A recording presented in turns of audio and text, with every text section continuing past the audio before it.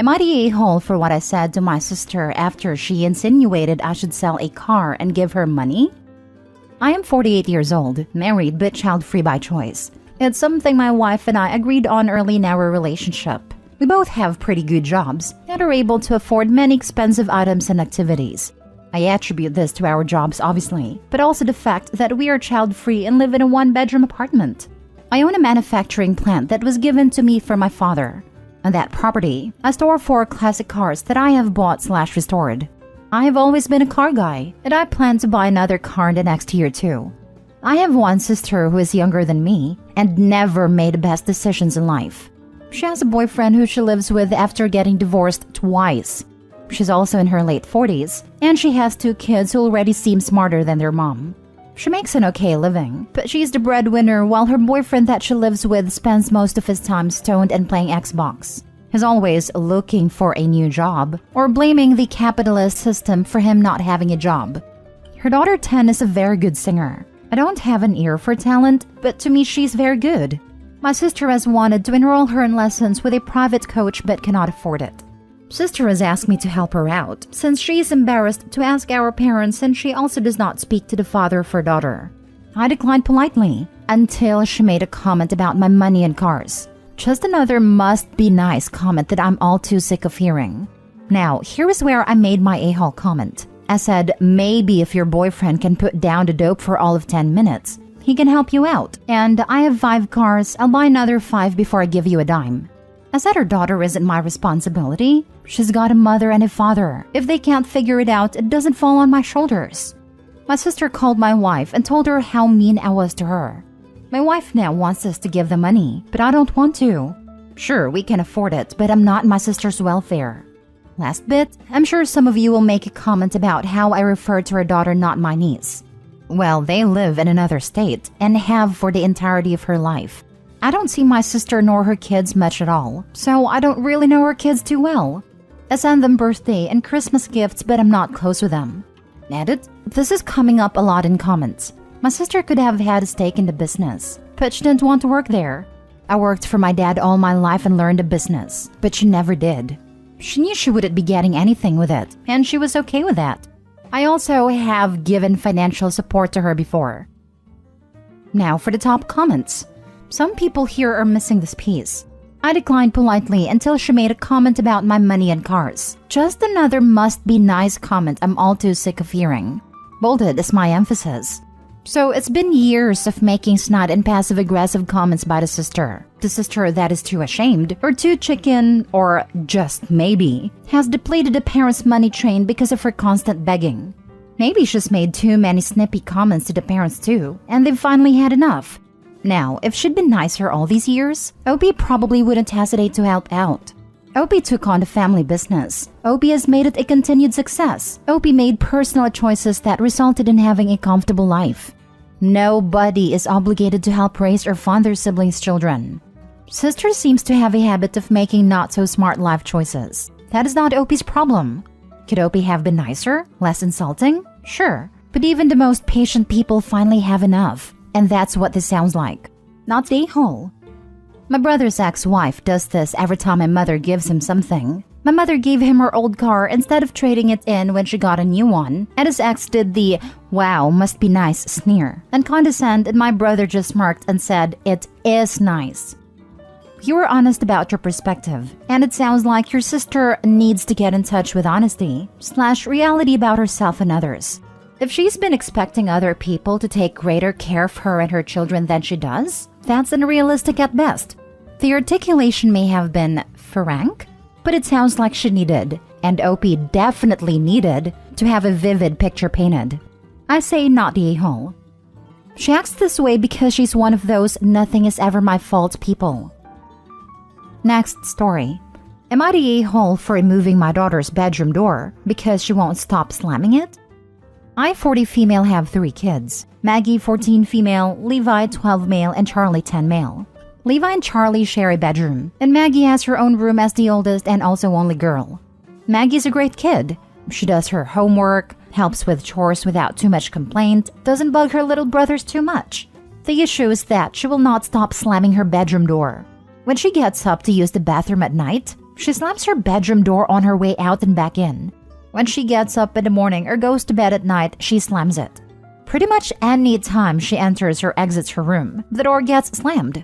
And it's only her door, none of the other doors in the house. It shakes the walls and frequently wakes up everyone else in the house. Her brother's room shares a wall with hers, and our bedroom is directly above theirs. We've talked to her about it and asked her very politely to please be more mindful about it because it is disturbing the rest of us. But it's in one ear and out the other. We tried being more forceful about it, saying that if she continues to slam her door, there will start to be consequences. Still, nothing changes. It all came to a head the other night when she got up to use the bathroom and all four of us were woken up by the slamming. I have to be up at 5 a.m. for work, and I've had enough of the broken sleep and came downstairs and knocked on her door. She opened it and said, "What?" With such attitude it took a lot of self-control not to start yelling. I told her as calmly as I could that if she slammed that door one more time, she was going to come home and find it gone. She proceeded to yell at me to leave her alone, and then slammed it 5 times as hard as she could. Well, the next day, Friday, she went to school and my husband and I both had a day off, so we took the door off the frame and installed a curtain rod with a nice heavy curtain over the door instead. She came home and freaked the heck out. She said we're being emotionally abusive and taking away her right to privacy. She sulked all weekend and won't talk to us now. My mother says I'm the a-hole because I overreacted, but she doesn't have to deal with the house shaking. I want to add that we completely respect each other's privacy in our house, which is why we hung up a heavy curtain and made sure that we couldn't see through it or around it. We even put little Velcro pieces on the walls and curtain sides so it stays in place. She still has her physical privacy, which she is absolutely entitled to, but can't slam a piece of fabric. We also have never and still don't just go into her room unannounced, and still knock on the wall to ask permission to enter. We've told her we'll happily put her door back on once she agrees to respect the no slamming rule. So am I the a-hole? Added to add. 1. The curtain is an industrial type that blocks sound and light. 2. The curtain is only meant to be a temporary measure. As soon as she agrees to stop slamming and be respectful of the shared space, we will put it right back on. 3. The door isn't broken or malfunctioning in any way, and there is no draft causing it to swing shut. Not the a-hole. Interrupting everyone's sleep is unacceptable. You gave her plenty of opportunities to change the door slamming behavior, and she didn't do it. Let her sulk it out for a set amount of time. Let her know this amount. 1 week, 3 days, whatever you choose, then return the door conditionally for a trial. If she can refrain from slamming it, the door gets taken off again for even more time. Rinse and repeat until she no longer slams. The slamming it a few times in a row was the point where the door had to go. Opie's daughter might not have meant to wake others, but at that point it was teenage spite. My nephew lost his door for slamming it, and when he got it back, he requested padding to help cushion the door. He actually lost the door when he slammed it shut and broke his little brother's foot during an argument. I think that made him feel worse than the actual grounding. My mother would have tanned my hide if I ever slammed a door spitefully, let alone waking up the whole household in the middle of the night. Different times, I know, but kids these days. Not the a-hole. That's what I call checkmate. You're teaching your kid a valuable lesson, that actions have consequences. And she's even able to reverse this decision if she agrees to not slam, which for some reason she won't agree to it. P.S. The curtain was a great touch. I think she'll agree once she's done sulking. She's digging her heels right now because she's a 14-year-old carbon copy of me. Once it goes back on though, I won't even mention the situation again, as long as the slamming doesn't start up again. Next story. Am I the a-hole for telling my dad he and his wife need to look at themselves for the reason her son is struggling? My dad has me, 16 male, and my brother, 11 male, and our mom died 8 years ago. Dad met Chantal 6 years ago, and they got married 2 years ago. Her son is 10, and my brother and I have known Chantal and her son for almost 4 years now.